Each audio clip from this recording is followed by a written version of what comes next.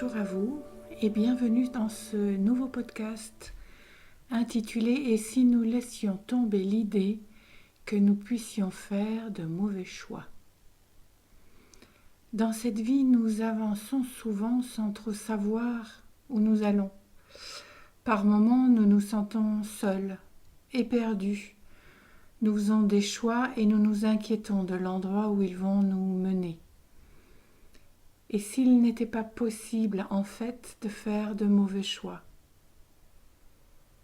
Alors, il est arrivé que le choix que nous avons fait nous ait mené vers une reconnexion avec l'un de nos potentiels, un de ceux dont nous ignorions l'existence jusque-là, mais qui vibrait si fort à l'intérieur que nous avons choisi de prendre un risque, celui de suivre cette invitation intérieure.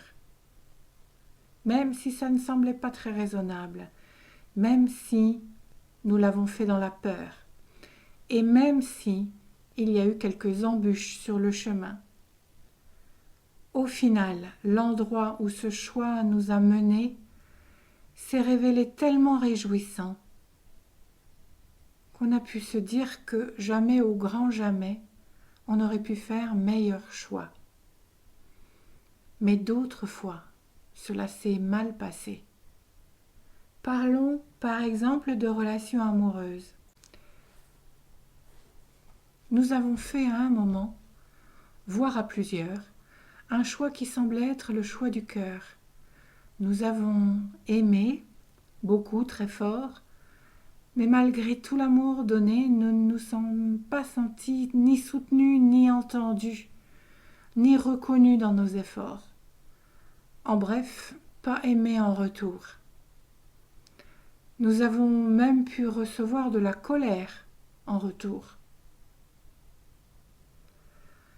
Et voilà, en réalité, nous avions fait, sans le savoir bien sûr, au niveau conscient de notre être, le choix de la réémergence d'une vieille mémoire bien enfuie. Une mémoire parlant de dépendance ou d'abandon de soi-même, ou de non-reconnaissance de la lumière que nous sommes, de non-amour, de non-respect. Notre cœur, lui, il savait, et il a choisi délibérément de nous emmener sur ce terrain-là, pour que nous puissions nous confronter à cette réalité intérieure et libérer ce qui devait l'être. Notre cœur sait que l'autre est toujours un envoyé de l'univers qui vient à nous pour nous permettre de nous voir dans nos renoncements à l'amour de nous-mêmes. C'est une occasion d'avoir une prise de conscience et de décider de changer. Pour cela, bien sûr, il faut cesser d'accuser l'autre et revenir à soi, reprendre sa responsabilité.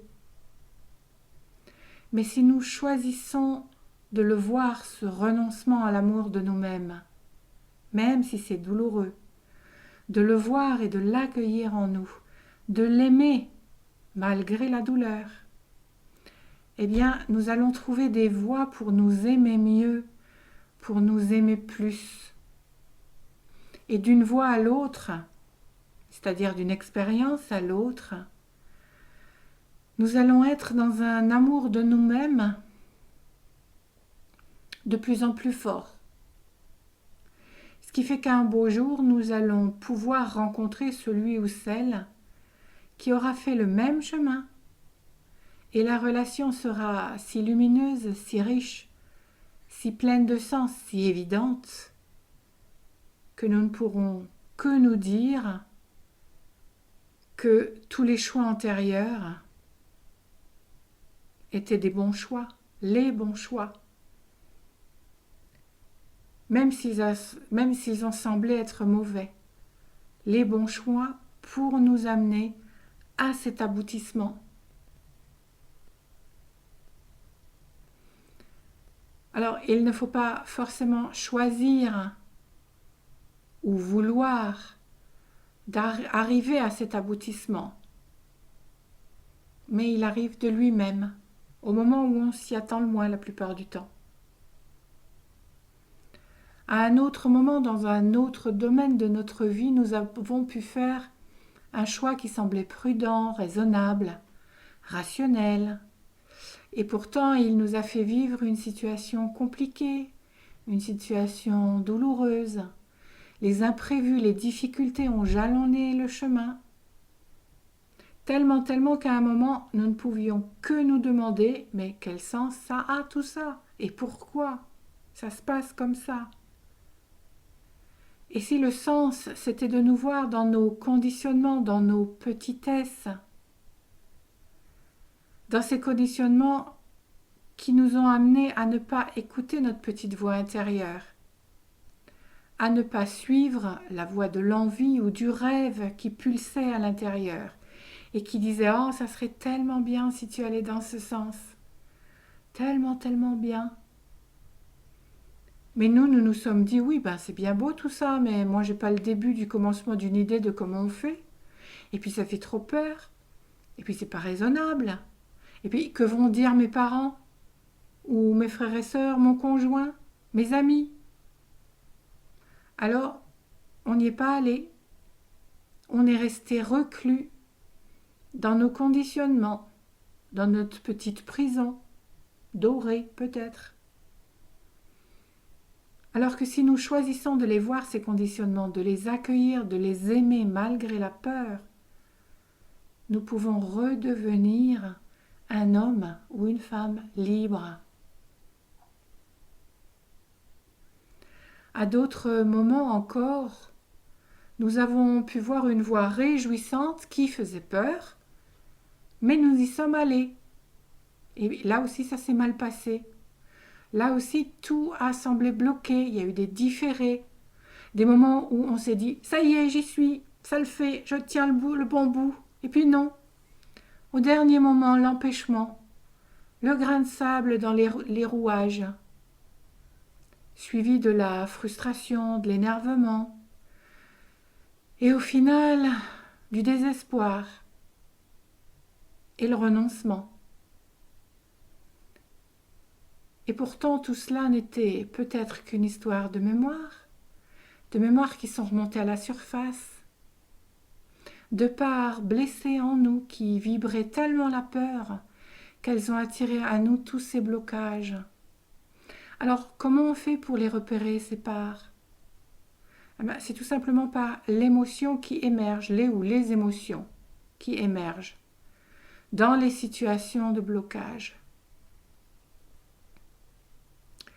Quand nous repérons l'existence de ces parts blessées qui vibrent sur la fréquence de la peur et attirent à nous, comme des aimants, toutes ces expériences difficiles, quand nous choisissons d'accueillir ces parts-là comme des amis en peine, que nous leur donnons de l'amour, un espace où elles peuvent s'exprimer, alors elles se sentent vues, entendues, soutenues.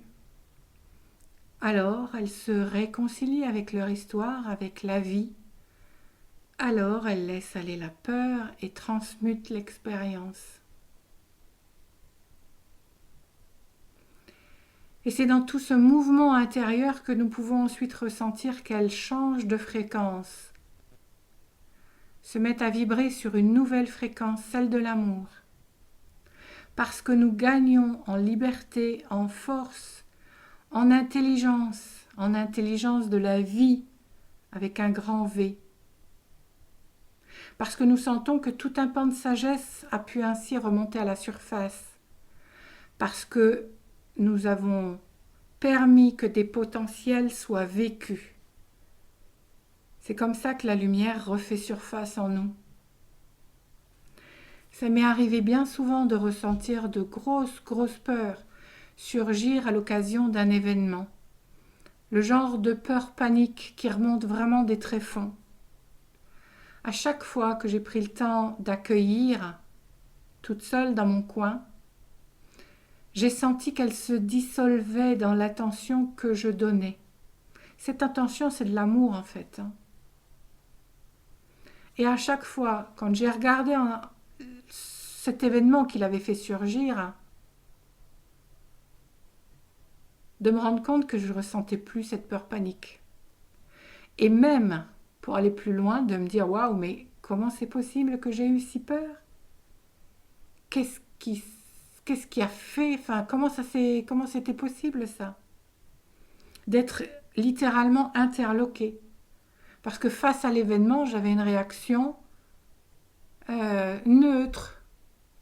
Alors que peut-être 1 heure avant, j'étais dans ma panique. Alors, c'est sûr qu'accueillir la panique quand elle vient, qu'elle semble prendre tout l'espace, qu'elle nous donne vraiment l'impression qu'on ne va pas pouvoir s'en dégager, c'est sûr, c'est difficile. C'est incroyablement inconfortable. Et pourtant, il est possible de s'arrêter un moment et de se dire « Ok, peur, panique, je cesse de vouloir te fuir à tout prix, je t'accueille. Je te donne un espace conscient pour que tu t'exprimes, alors vas-y. » Et en conscience, je plonge alors dans cette peur. Je goûte à cette peur. Je ressens là où elle se trouve dans mon corps, à quel endroit elle me paralyse, ce que ça provoque en moi, dans mon cerveau, ce qu'elle vient me dire éventuellement, ce qu'elle me rappelle du passé.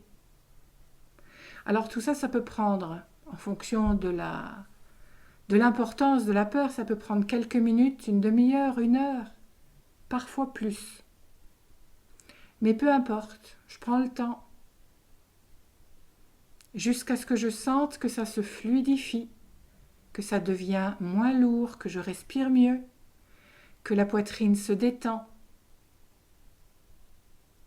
que je commence à me sentir mieux,